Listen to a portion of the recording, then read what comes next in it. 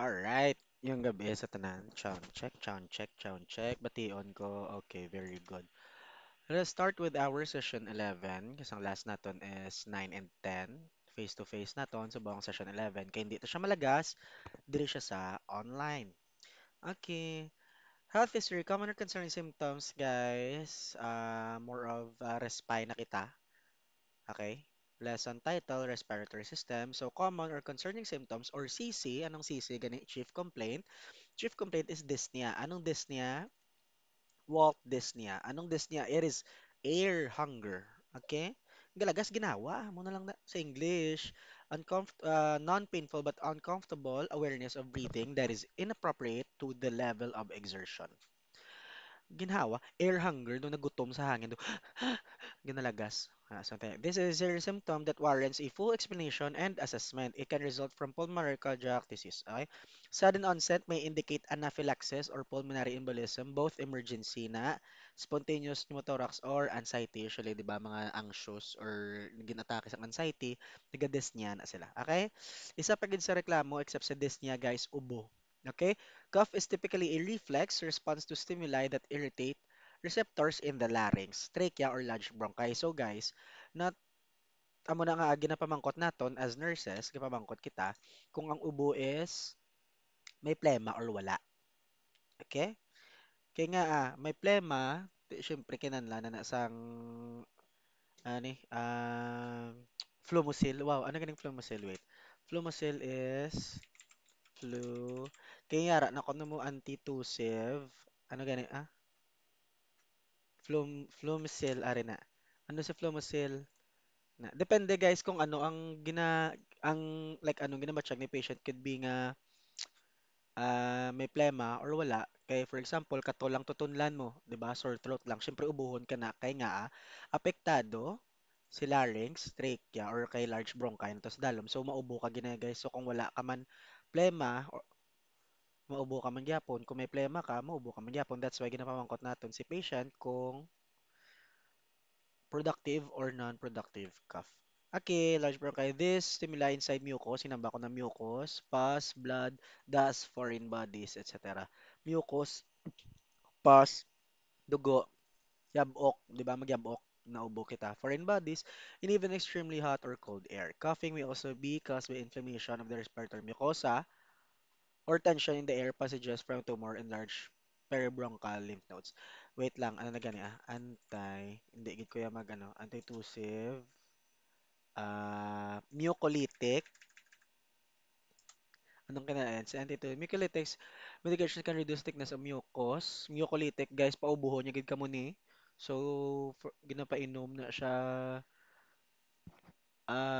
for example, ginapainom si mucolytic before mag-sleep, para sa kay flumosil, sa kay patient, kaya nga ginapanipis ya ang kadamulon sang plema mo. Okay, ginapaubuya pagid kaniya sa mucolytic para madula ang plema para hindi ka na mag-ubo. Sa antitussive guys, hindi ya kapag paubuhon kay wala ka man lang plema. So yung antitussive, sample sa antitussive examples. Mga sa ano bala? Codeine, morphine, antitussive agents. Wait, ari, dalo man ni man. Di ta ni pagpadalman. Levodoprozin. Pero guys, dalom na niya, hindi ta na ni pag i anong git. Are nan. Expectorants, picolytics, antitussives. Next, cough symptom left-sided failure, via upper respiratory infection. Okay guys, tandaan, cough can be a symptom of left-sided heart failure nga. Left-sided heart failure, left is for your lungs, right is for your system. Okay, sa tandaan. So tandaan, kung magama kita lungs, left, letter L, magamit ka left lungs, left-sided heart failure, lungs na siya. Okay, so kung right, system na. Okay, tandaan nyo na, best friend nyo na mag-college, mag-fourth year ka mo. Namangkot sa board exam. Nagaubo ang patient.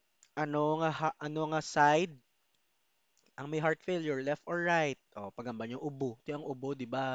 Alin na sa lungs, ti L, lungs, L, left. Left-sided heart failure. Okay? Viral upper respiratory infections are the most common cause of acute, ano to? Blah, blah, bronchitis, pneumonia, asthma, foreign body. Wow, 5 minutes.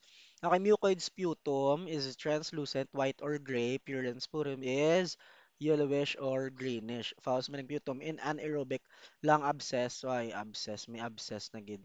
Okay. Tenacious sputum in cystic fibrosis, large volumes, blah, blah, blah, bronchitis. An acute cough lasts less than 3 weeks. Ang subacute, 3 to 8 weeks. And chronic is more than 8 weeks na. Acute is less than 3 weeks. Subacute is 3 to 8 weeks. Chronic is 8 weeks. Sobra. Chest pain. Except sa dyspnea, cough, except sa dyspnea and cough, may kita nga, chest pain. Chest pain may be caused by cardiac, respiratory, gastrointestinal, or musculoskeletal etiologies. Lung tissue itself has no pain fibers, blah, blah, blah. Chest pain. Balda kay bangon nga may chest pain guys. Okay, connect naton sa kay respy. Trachea, enlarged bronchi, trachea dire due to bronchitis nag-inflame ang bronchi, ang large bronchi nag-inflame. So trachea, balda siya, so gasakit ang chest kay igo lapit sa heart. Parietal pleura due to pericarditis and pneumonia, pericardium, naghabok ang pericardium, okay? Chest wall, myocardium, pericardium, aorta, heart tanan, okay? Esophagus due to reflux, esophagitis, or esophageal spasm. Chest pain, igo, gid man si reflux to black. Ay, wala, gali sa piya ko to nga klase. Pero si reflux, di ba, magtaas si acid.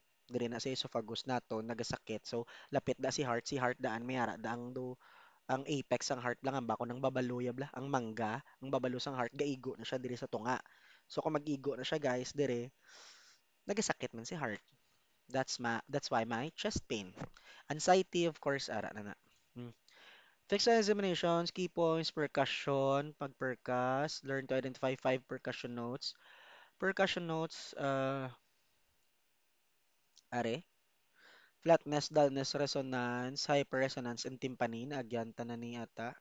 Ay, sa lab ni. Okay. Sige lang, pero at least guys, are siya. Are siya ang 5. Okay?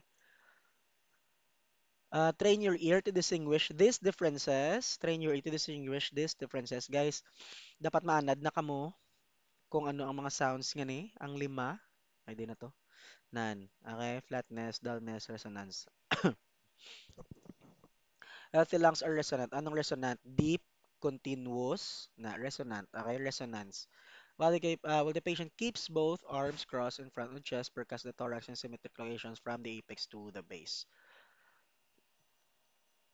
Ikaw muna. Ikaw muna sa. Okay. So na,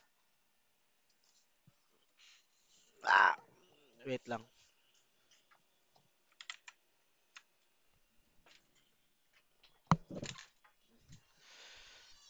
Okay. Di na ta. Ano? Ha? Siya lang? Gaubra ko? Di na ta gani ah. Dullness replaces resonance when fluid or solid tissue replaces air containing lung or occupies the pleural space beneath your percussing fingers. Sorry good guys, malol sila, malig. Pero tiyamba ko gobra ko na kay pisan ko nga tao, mayo ko nga tao. Okay, sige lang mapas na ako karon ng pang sila. Di na ta. Breath sounds, normal breath sounds, vesicular, bronchovesicular, bronchial. Guys, amo ni siya nga sa klase naton hindi ko ma-explain diri, mapabati ko na sa inyo. Okay, ari na. Ready na ka mo. Ready. Ari na. Normal breath sounds, vesicular, bronchovesicular, bronchial. Normal, normal breath sounds. Search nyo na lang na guys. Ara man gali, pwede nyo man na search. Pero amo na siya, normal breath sounds. Okay, search nyo lang. Adventitious or added breath sounds. Okay, crackles or rails. Whizzes, ano. Ari na lang guys. Ari, para at least, ano. Ang normal breath sounds, pwede nyo ito yung ma-search. Ari, crackles. Matiin nyo bala.